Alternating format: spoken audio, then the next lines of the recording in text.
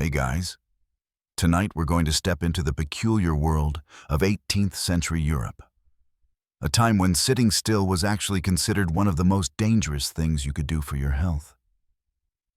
Imagine this. You've just finished a long day, you're in your favorite chair, and you've finally found a moment of peace. But in the 1700s, this would have been the worst possible move for your body. If you were a European back then, you'd be risking your life by just resting. A century where movement was everything, and stillness, well, that was seen as a silent killer. You probably won't survive this era. The paranoia around sitting, yes, sitting was truly next level. The obsession was so intense, people believed it could literally drain your life force. Crazy, right? So, before you get comfortable, take a moment to like the video and subscribe, but only if you genuinely enjoy what I do here. And hey, drop a comment with your location and local time. Let's see where in the world you're listening from.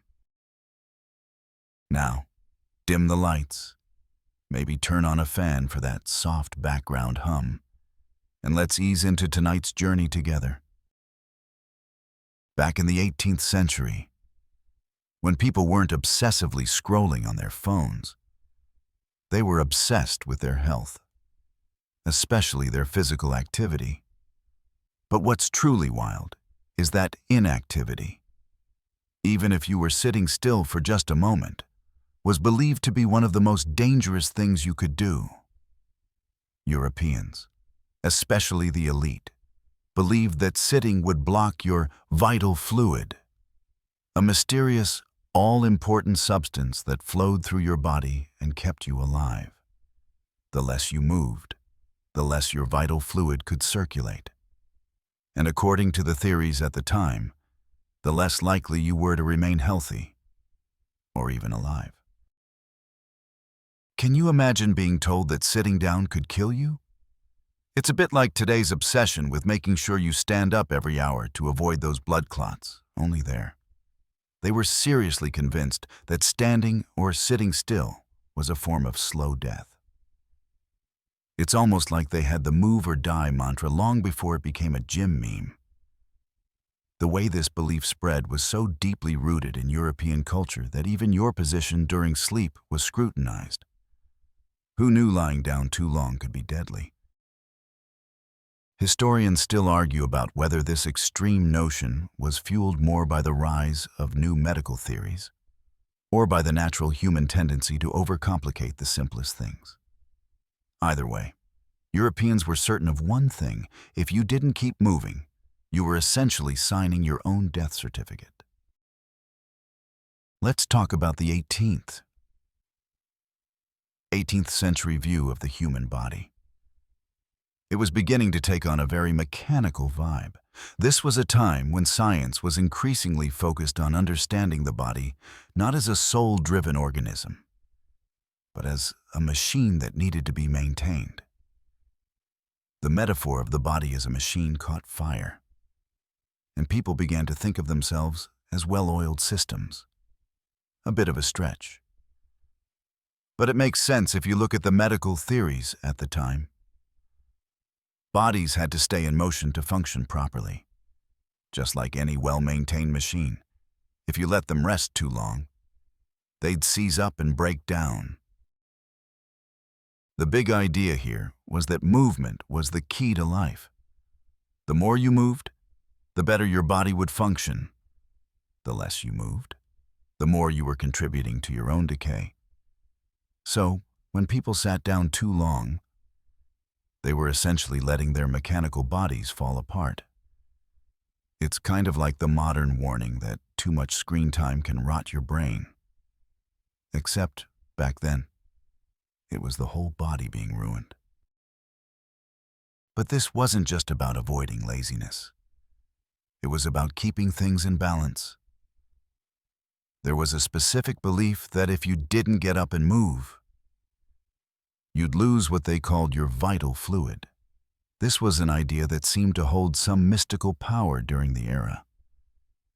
Vital fluid, in essence, was thought to be this vital life force that circulated through the body, keeping you alive and healthy. Think of it like the ancient version of your bloodstream, but much more magical. Something that connected your health to the universe. Historians still argue whether the obsession with the vital fluid had more to do with a general fear of illness or the growing influence of mechanistic views in medicine. But one thing was clear. If you weren't up and about, you were essentially blocking this life force from flowing through you. The problem with sitting still wasn't just about stagnation. It was about cutting off your own life source. Imagine the pressure of trying to keep moving, day and night, just to ensure that your vital fluid was flowing properly. You could be dead before you even blinked. It's no surprise that people, especially in wealthier classes, tried everything they could to keep moving. If you weren't out in the streets, striding confidently, you'd find yourself trying something a little stranger to keep your blood and vital fluid pumping. Now that we've established just how vital it was to keep moving, let's dive deeper into this mysterious vital fluid. For 18th century Europeans, this was not just a scientific theory. It was a matter of life and death. In the world of medicine at the time, the fluid wasn't exactly something doctors could measure or identify scientifically. But that didn't stop them from believing it was the essence that kept the human body ticking along. The vital fluid was often compared to blood, but it was thought to be something more ethereal and vital, as if the body had its own spiritual energy that needed to circulate to keep you healthy. Imagine being told that this mystical, invisible substance could flow freely in a healthy person, but would get clogged if they sat down for too long. It's not that people believed the fluid was in one specific place in the body. Rather, they thought it had to move around constantly, circulating from organ to organ, supporting every part of the body. People believed this flow could be disrupted by too much rest, like a machine with a kink in its gears. The result? You could suffer from poor health, lethargy, or worse, sudden death. Historians still argue about what exactly was meant by vital fluid. Was it an early concept of blood circulation? Or did it tap into something more mystical? Regardless, it became a powerful metaphor for health during the 18th century. And it wasn't just medical professionals who were caught up in this theory. The general public was equally convinced. Health guides, physicians, and even philosophers all reinforced the idea that keeping the body in constant motion was the only way to ensure proper circulation of this vital substance. So, what did Europeans do to ensure their vital fluid was flowing? It's not like they had treadmills or gym memberships back then. Nope. They were a bit more creative in their methods. You see, keeping fit in the 1700s meant getting inventive. And if your daily routine didn't involve enough movement, you'd need to add some activity that was a little more unusual. When people weren't walking around to keep their vital fluid in check, they often turned to some downright bizarre treatments and exercises designed to get them moving. Now, picture this. You're in 18th century Europe, and the best way to stay healthy isn't just to get out of your chair, but to partake in the latest medical miracles. And these remedies, they were nothing short of strange, bordering on comical, and sometimes a little terrifying. Take, for example, the idea of hydrotherapy. Doctors believed that cold baths could get the vital fluid flowing, and they weren't talking about a nice soak in a tub of warm water. Nope, these were cold. Shock your senses kind of baths. Imagine submerging your entire body into freezing water for several minutes. The thought was that the cold would shock your system, force your heart to race, and get your blood and your vital fluid circulating If the cold bath wasn't enough to get you moving, maybe the so-called gymnastics of the time would do the trick.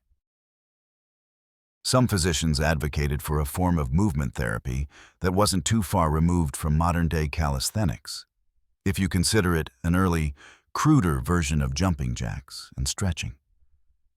But these exercises weren't performed in the comfort of a gym or fitness studio.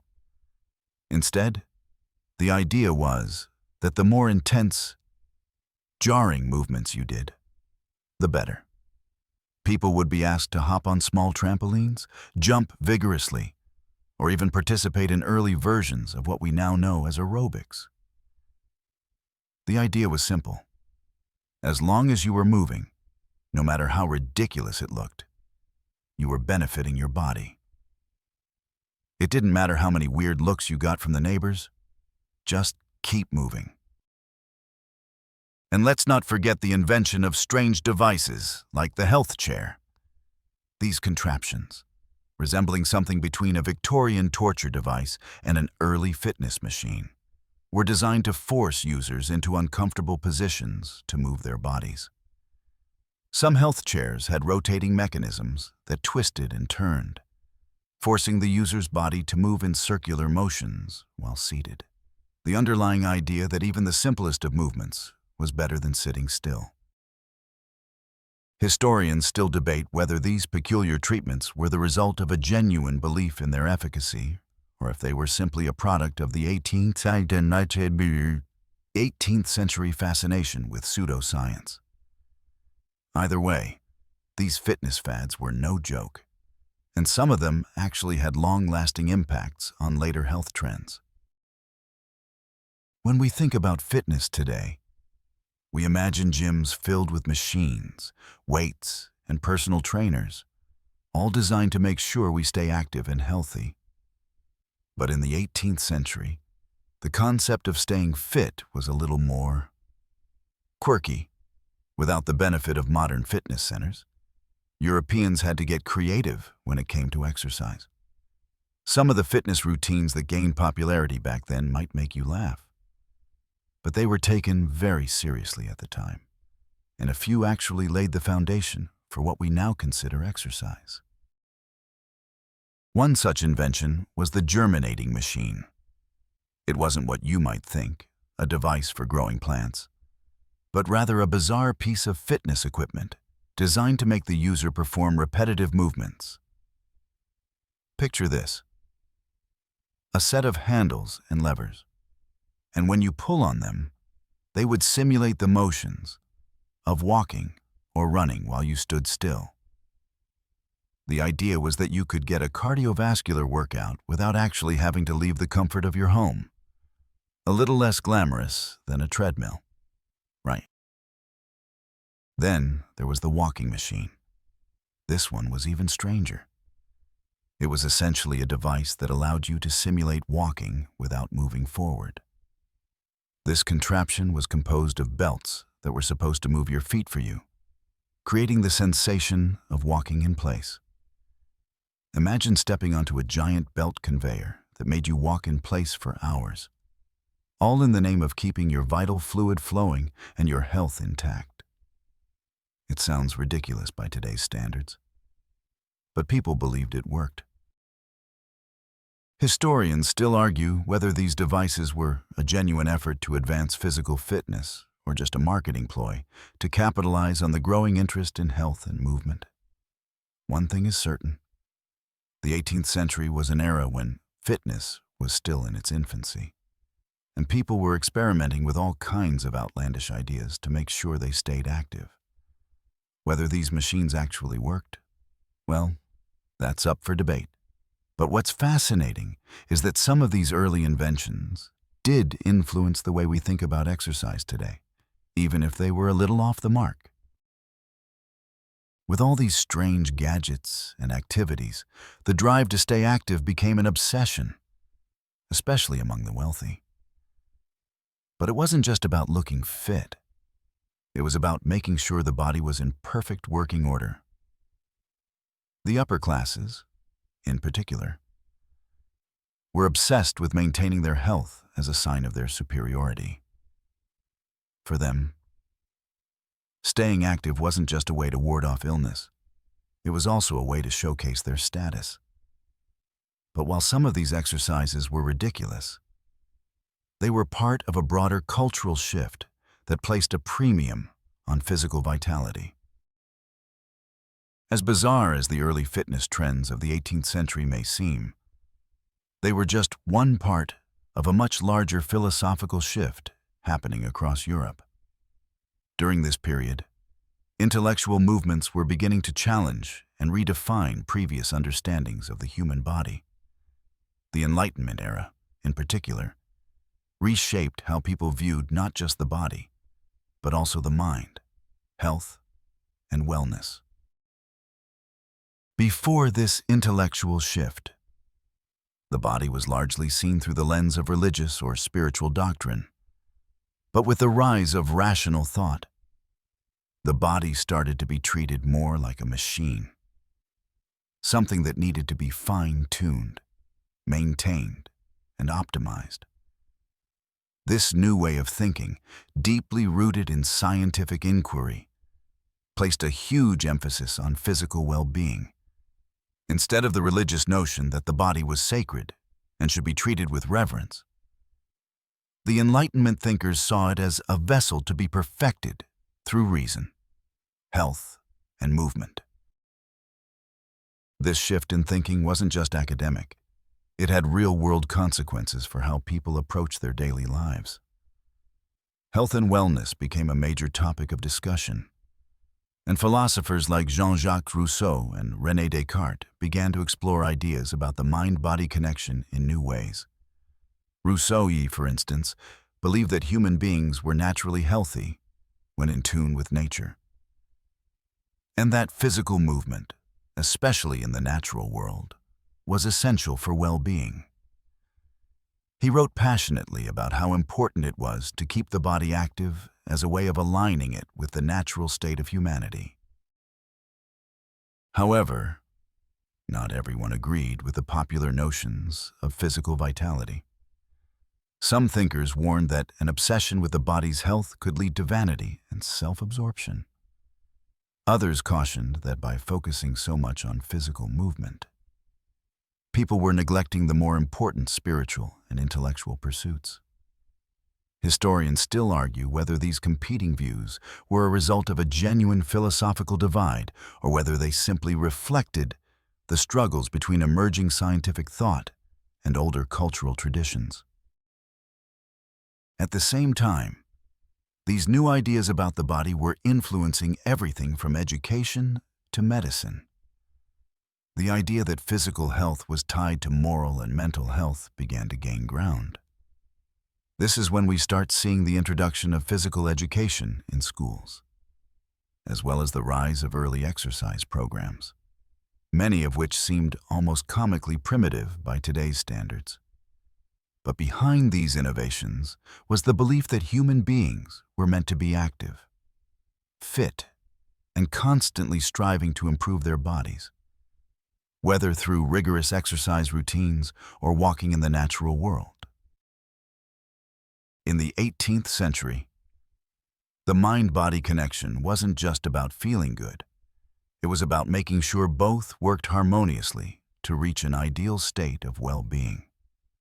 Philosophers and doctors alike advocated for regular movement to ensure mental clarity, focus, and longevity. So, even if it meant sitting on a bizarre walking machine or getting drenched in ice-cold water, people were more than willing to follow these new ideas. Let's take a step back from the complex philosophical debates and dive into a quieter, more intimate area of 18th century life: sleep. While we've been focusing on all the ways people were encouraged to stay active, there was an equally strong cultural push to rethink how we rest, too. In fact, sleep was undergoing a radical shift in the 1700s. As new ideas about health and vitality influenced the way people thought about rest. Sleep, for much of human history, was considered a natural part of the body's daily rhythm, a time for rejuvenation and recovery. But in the 18th century, rest was increasingly seen through the lens of bodily function, much like movement. The concern wasn't just about getting enough sleep, but about the quality of sleep and how it connected to overall health. People were waking up to the fact that sleep wasn't just something you could catch up on. No, it was something that needed to be managed to ensure the vital fluid kept flowing. One of the major concerns at the time was the idea that too much sleep could be just as harmful as too little. Some doctors and health experts argued that prolonged sleep could slow down circulation and hinder the proper movement of the vital fluid.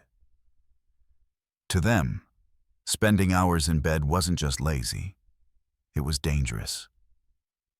They believed that too much rest caused the body to become sluggish, and that waking up from a long slumber could feel like an unnatural, almost disorienting process. Much like their obsession with movement, there was a strong drive to monitor sleep, making sure it didn't lead to stagnation. Historians still debate whether this obsession with sleep was simply a result of the growing focus on physical health, or whether it was tied to wider cultural fears of decay and degeneration. After all, if movement was considered essential for life, then sleep, which seemed to disconnect people from activity, was a potential threat to life itself. On the flip side, however, some thinkers saw sleep as an essential part of maintaining a healthy body. They emphasized the need for restful sleep to regenerate the body's energy and vitality, though they were more likely to emphasize quality over quantity. People were encouraged to follow natural sleep cycles, what we'd now call circadian rhythms. The idea was to wake up early, as the sun rose, and sleep shortly after sunset to align the body's clock with the natural world. But this wasn't always practical for people living in cities with artificial lighting, so balancing sleep with activity became a juggling act. The conflicting views on sleep and activity reflected the broader tension of the time between natural health practices, ALMA, and the emerging focus on mechanized well-being. People were trying to make sense of how to balance movement and rest in a world where both seemed equally essential. As we'll see, this tension would lead to even more bizarre practices down the line. If you think about it, the obsession with staying active and keeping the vital fluid flowing had an unintended consequence. It created a strange culture of sleep deprivation. While some people worried about too much rest leading to sluggishness, others took things to an extreme and actively deprived themselves of sleep to stay vital.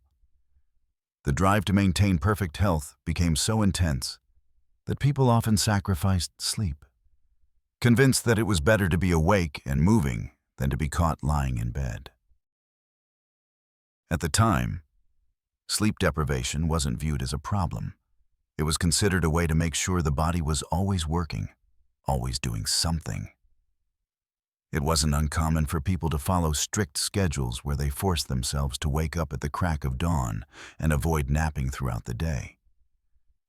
The idea was that by being constantly on the go, you would keep your body in top shape and avoid the potentially deadly consequences of stillness. But in reality, this approach led to some serious health issues. Interestingly, these patterns of sleep deprivation weren't just limited to the working class or the health-conscious elites. Even the upper classes, who could afford to relax and indulge in leisure, often engaged in this cycle of wakefulness. The ideal was to constantly prove you were productive, that you weren't wasting precious time lying down and resting. This culture of perpetual activity not only affected people's physical well-being, but also their mental health. The stress of constantly being awake and in motion took a toll, and over time, it became clear that the human body wasn't designed to operate at full capacity without proper rest. Historians still debate the long-term effects of this sleep deprivation culture. Some believe it led to widespread mental exhaustion, while others argue that it was simply another chapter in the broader trend of pushing the human body to its limits. Whatever the case, one thing is certain: sleep, once seen as a natural, restorative process, was now something to be controlled, scrutinized, and, in some cases, outright avoided. This mindset lasted far beyond the 18th century, as the obsession with productivity and making the most of every waking moment continued into the Industrial Revolution. But for now, in the 1700s, people were slowly beginning to realize that constant movement wasn't the only key to good health. Something had to give. As we explore the strange dynamics of 18th century health culture, we can't ignore the role gender played in shaping how people approached movement and rest, just like today. Men and women had different expectations placed upon them. Only in this era, these expectations were intertwined with notions of health and physical activity in highly gendered ways. For men, the pressure was to stay active, energetic, and always doing something to prove their vitality and strength. For women, however, the standards were both more restrictive and complicated, combining health with ideas about beauty and proper femininity. In a society that prized physical vitality, men were expected to be constantly in motion, whether that meant engaging in vigorous exercise, hunting, or simply participating in the public life of the day. Physical activity was tied to masculinity. It was about proving one's ability to perform, to lead, and to dominate. So, when men were told to avoid sitting still, it was often for the sake of showing off their strength, stamina, and social worth. The need to keep moving wasn't just a matter of health, it was about status. For women, the equation was different. While they, too, were expected to stay active, their movement was often more controlled and linked to appearance rather than physical health. Women were expected to exercise, but in ways that would keep their figures slender and graceful. It was more about light movement, like walking in gardens or engaging in gentle activities, such as embroidery or music playing. Excessive physical exertion was not encouraged for women, who were often told that too much activity could damage their delicate constitution. Instead, women were encouraged to remain seated, at least when it came to public life. However, this expectation to remain seated had its own complications. As much as women were encouraged to rest and avoid strenuous activity, they were also subjected to the strictest forms of surveillance when it came to their health. There was an assumption that women needed to be in peak physical condition to be able to bear children and fulfill their roles as wives and mothers. This paradox meant that women faced a tightrope walk of balancing the prescribed limits on movement with the need to remain physically and emotionally resilient. Historians still argue whether this disparity in physical expectations led to more health issues for women than for men. While the obsession with bodily activity and health certainly took a toll on both genders, the restricted movements for women could, in some ways, be just as dangerous as the forced overexertion for men. The physical restrictions placed on women during the 18th century were tied to broader social and cultural norms about gender and the perceived fragility of the female body. While the obsession with movement in the 18th century led to strange fitness regimens and sleep patterns, it was also influenced by a growing fear of illness and disease. The obsession with staying active was often interwoven with a heightened concern for hygiene, cleanliness, and public health, which was beginning to take hold across Europe. This panic over hygiene led to a whole new set of behaviors and attitudes. As people believed that illness could be prevented not only by movement, but also by keeping germs and disease at bay. Ironically, though, many of the efforts to ward off disease sometimes seemed a little more paranoid than practical. At the time, the germ theory of disease hadn't yet been fully developed. Most people still didn't understand how infections spread, so the focus was on what could be seen, like bad air, miasma, and bodily fluids that were assumed to carry disease.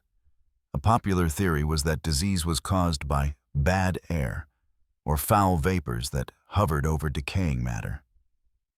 To combat this, people in urban areas often went to extreme lengths to purify the air they breathed. Streets were scrubbed, homes were fumigated, and the wealthy invested in strange devices like air purifiers, which were essentially elaborate, decorative fans and filters meant to improve the air quality around them. These precautions, while somewhat comforting, didn't have much to do with the actual transmission of germs. But people believed they could prevent illness by keeping themselves clean in all senses of the word. People also began to use bizarre methods of self-medication in hopes of protecting their bodies. For example, some people carried small bottles of aromatic substances, think herbs, perfumes, and even vinegar, to ward off bad air. It was believed that these scents could protect the body from disease. This, of course, led to a rise in the market for all sorts of protective items, from herbal sachets to perfumed powders. It wasn't enough just to stay active. You also needed to be as clean as possible to stave off the invisible, potentially deadly threat of disease. But the fascination with hygiene didn't stop with personal health. There was also a public health push that led to major changes in city planning. Cities began to rethink their layouts to reduce the spread of disease. For example, sanitation systems, like sewer networks and the removal of waste from streets, became a priority. While these efforts helped curb the spread of some diseases, they were often not as effective as people hoped. The idea that cleanliness alone could keep you safe was flawed. But it was part of the broader belief that active, healthy individuals would be immune to such dangers. The intertwining of physical activity, cleanliness, and health in this era reflected the anxiety about the body and its vulnerability to disease. Historians still debate whether this public health focus on cleanliness and hygiene was effective at reducing disease, or if it was just part of the larger panic that accompanied Europe's changing attitudes toward health and the human body. Regardless of the effectiveness of these early health measures, they were part of a growing desire to perfect the human body, not just through movement, but also by creating an environment that was as hygienic and disease-free as possible. This led to new ideas about public health and wellness, ones that would influence medical practices for centuries to come. Now that we've explored how Europe's obsession with movement and cleanliness shaped people's physical practices, it's time to zoom out and look at the psychological toll this lifestyle had on individuals. While 18th century Europeans were fervently trying to stay healthy by avoiding inactivity, embracing hygiene rituals, and staying fit with weird gadgets, they didn't realize that the constant pressure to be in motion was taking a serious mental toll. Imagine being in a world where every moment of stillness was seen as a health risk. It would likely make you feel perpetually restless, always second-guessing when you could sit down and for how long. You'd find yourself forcing your body to stay active, even when you were exhausted, all in the name of maintaining that perfect flow of vital fluid. That kind of constant vigilance around movement and health can be incredibly draining. People, especially those in the upper classes who were under the greatest social pressure to stay active, often found themselves in a state of constant anxiety. They feared that if they slowed down or allowed themselves too much rest, they'd lose their vitality. or worse, succumb to disease. This obsession with physical activity led to widespread mental exhaustion, especially among the wealthy. It's easy to see how this constant striving for vitality would cause stress. Imagine needing to fit your vigorous daily exercise routine around the demands of aristocratic life, attending parties, socializing, and maintaining appearances. You could spend hours running through your personal fitness routine, only to then have to host a soiree or give a speech in front of your peers. The pressure to perform at your peak physically, socially, and mentally was immense, and it left little room for genuine relaxation. Moreover, the public spectacle of physical activity added to this mental load. In an age where personal health was closely tied to one's public image, the way you moved and the way you cared for your body were on display for all to see. Constantly trying to maintain this public image while also managing the physical stress of the era's fitness culture created an atmosphere of self-scrutiny and mental exhaustion. You weren't just trying to stay healthy for your own sake. You were constantly aware that your every movement and every health decision might be judged by others. Historians still argue whether this kind of societal pressure was the real root of the anxiety surrounding movement in the 18th century. Was the physical strain enough to lead to widespread mental health issues? Or did the pressure to perform and conform socially exacerbate those effects? Whatever the cause, it's clear that the relentless push to stay active, avoid illness, and keep up appearances contributed to a mental environment that was anything but relaxing. As we move further into this exploration of 18th century health trends, it becomes evident that while Europeans were obsessed with staying active, they were simultaneously building a foundation for a culture of overwork, anxiety, and exhaustion. But this wouldn't just stay in the 1700s.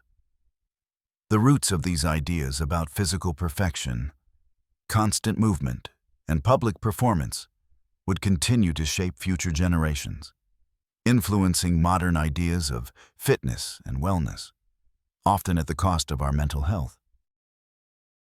Despite the strange and sometimes extreme measures 18th century Europeans took to stay active, they unintentionally laid the groundwork for modern exercise culture. As bizarre as some of the early fitness devices were, like the walking machine or the germinating machine, there's no denying that these early attempts at creating fitness routines were a precursor to the structured exercise programs that would come centuries later. The constant search for ways to keep the body moving, even in the most odd ways, was one of the driving forces behind the birth of modern exercise culture.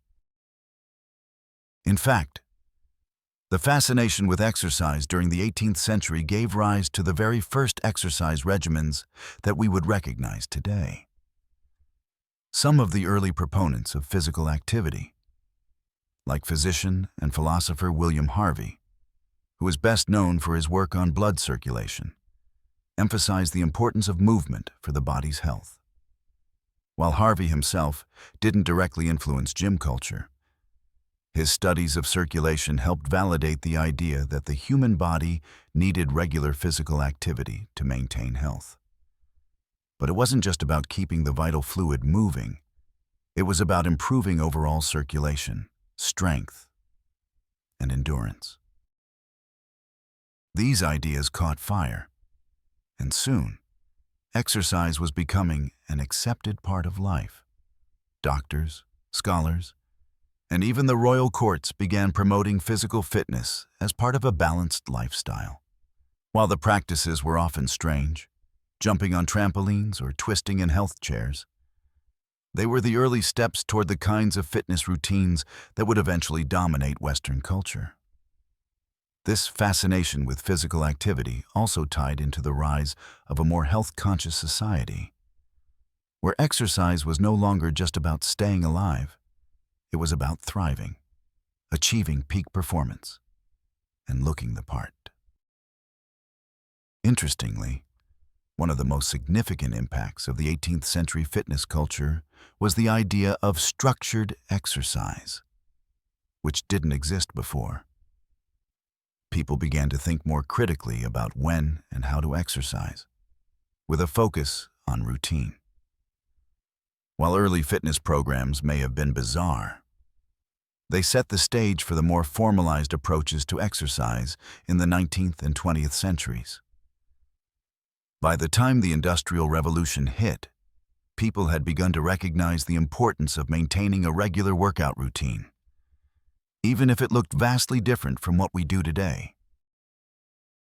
Historians still debate whether these early health practices were really beneficial in terms of long-term health, or if they simply laid the groundwork for later exercise fads. But what is certain is that the 18th century was a crucial turning point in the development of a culture that valued physical fitness and wellness. Even if it took some odd forms, the desire to improve one's health through movement was firmly entrenched, and it would only grow stronger in the centuries to come.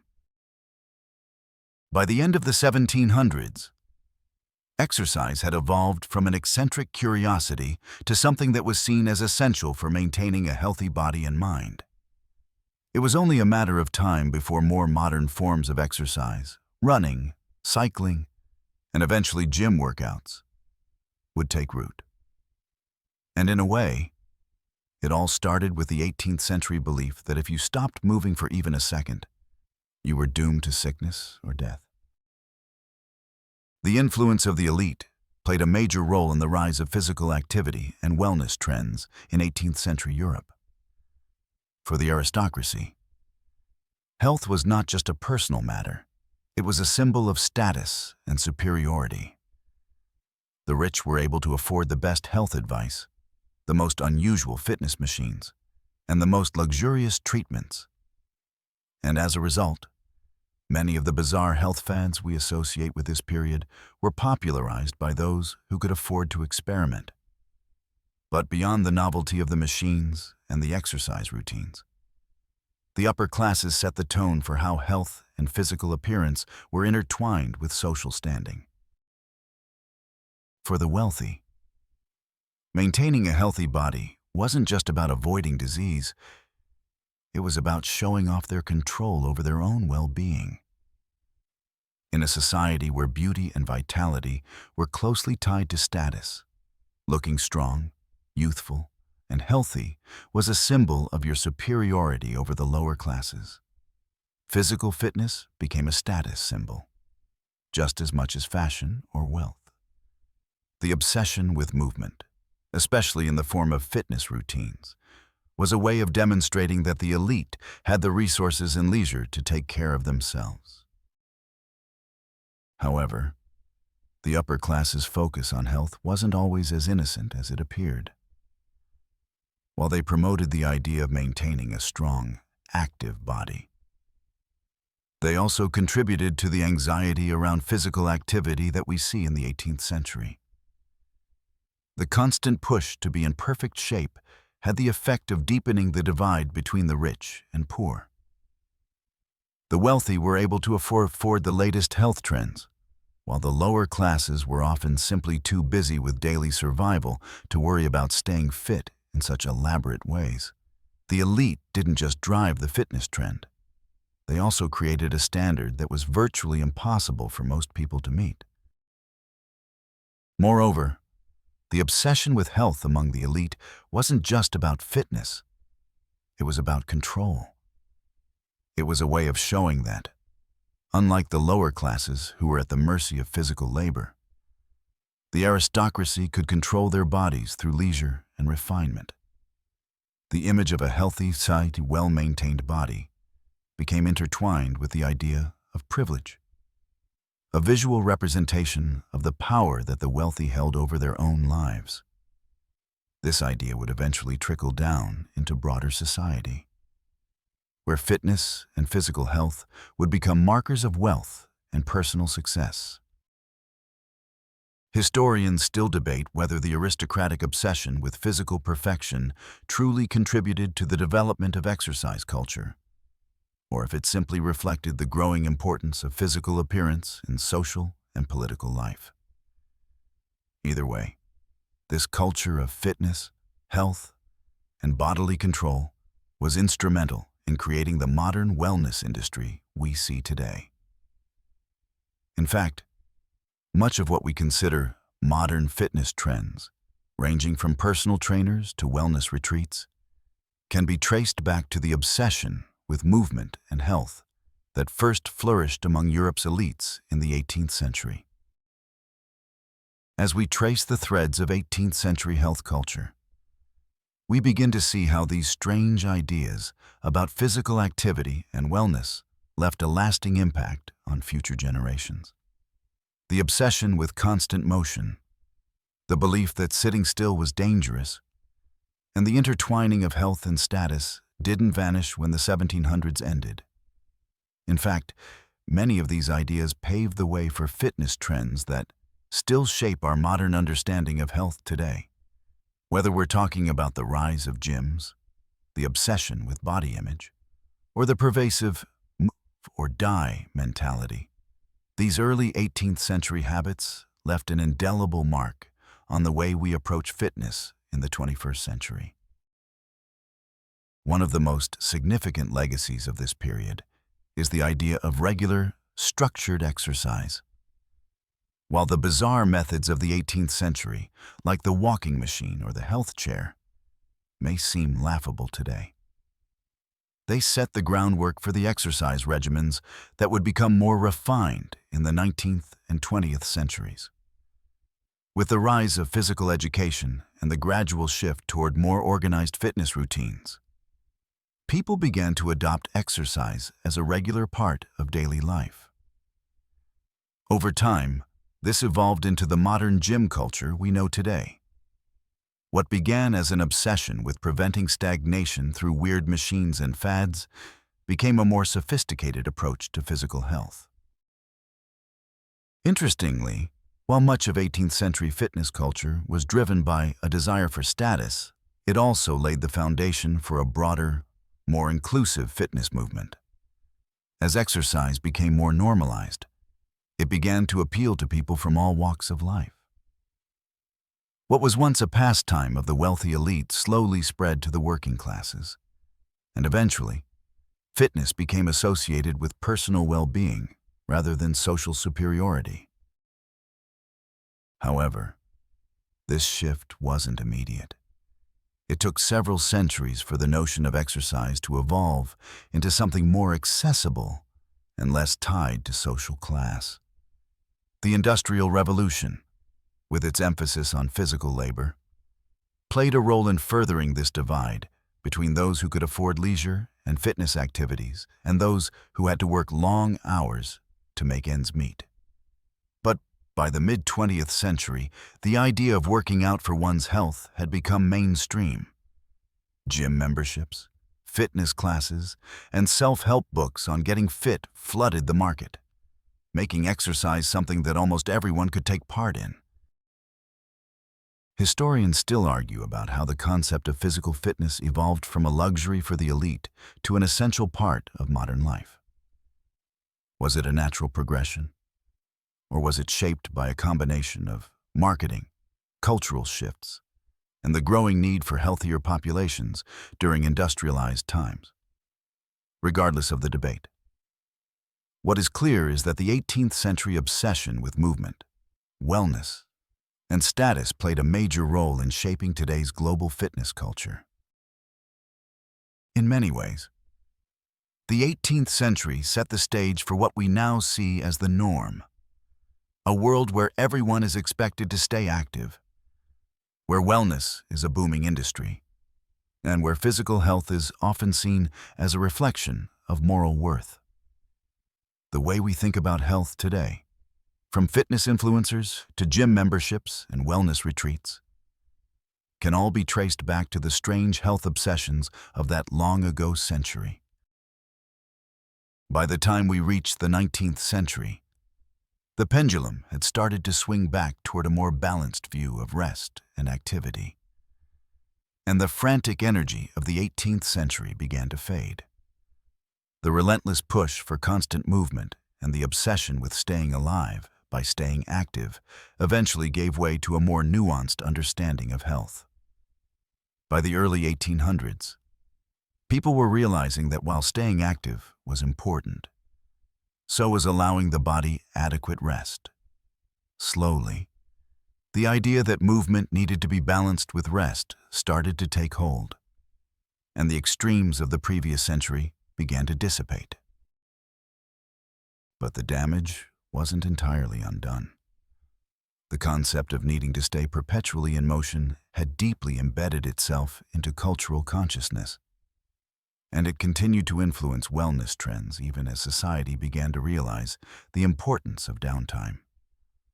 The rigid idea that sitting still for too long was dangerous became less pronounced, but it was replaced by an almost opposite but equally unhealthy obsession: the need for perfection.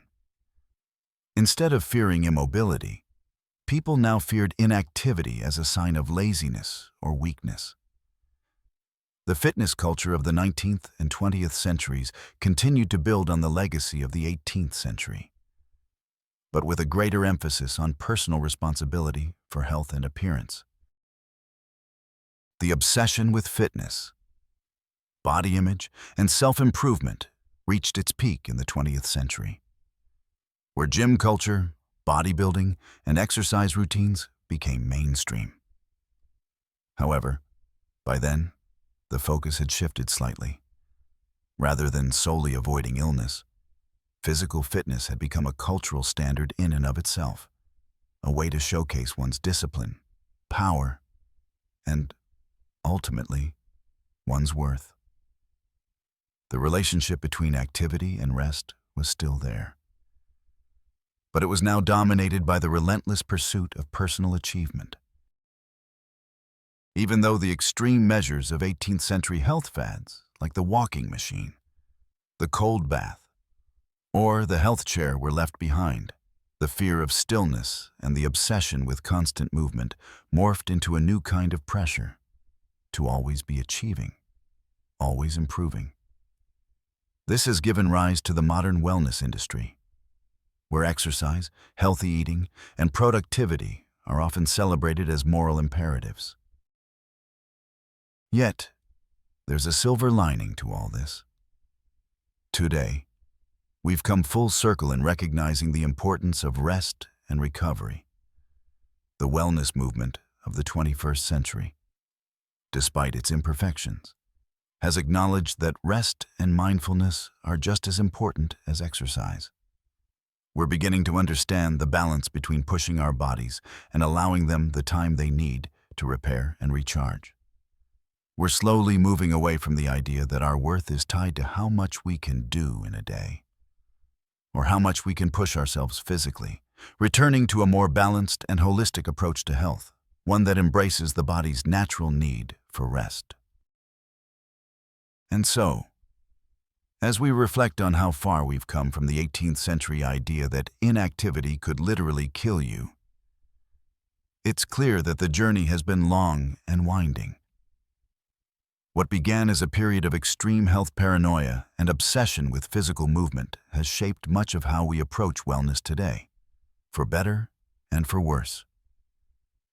But as we navigate this delicate balance of activity and rest, it's important to remember one thing, that sometimes it's okay to stop, take a breath, and simply be still.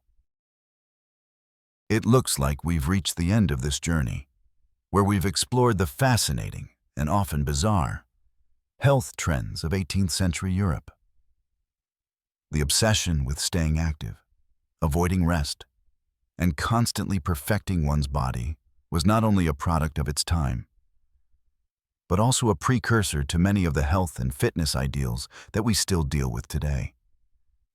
From the mysterious vital fluid to the uncomfortable gym gadgets, this period of history reminds us how far we've come, even as some of the pressures it created remain with us. Now, as we slip into the more modern understanding of wellness, it's comforting to realize that the pendulum has swung in a new direction. Today, We know that true health involves balance between activity and rest, between striving and being gentle with ourselves. The 18th century may have believed that stillness could be deadly, but we've learned that quiet moments, whether it's through sleep, meditation, or simply sitting still, are essential for well-being. So, as we wind down, let the images of those old health fads fade away.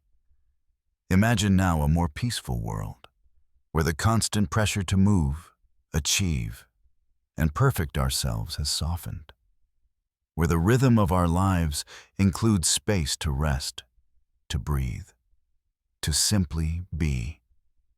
Allow that sense of stillness to settle in as you relax, knowing that sometimes just being present in the moment is exactly what your body and mind need. Rest easy. Let the whispers of history gently fade. And as you drift off to sleep, remember that in this moment, stillness is your ally, something we can thank the 18th century for teaching us in its own strange way. End of script. Sweet dreams.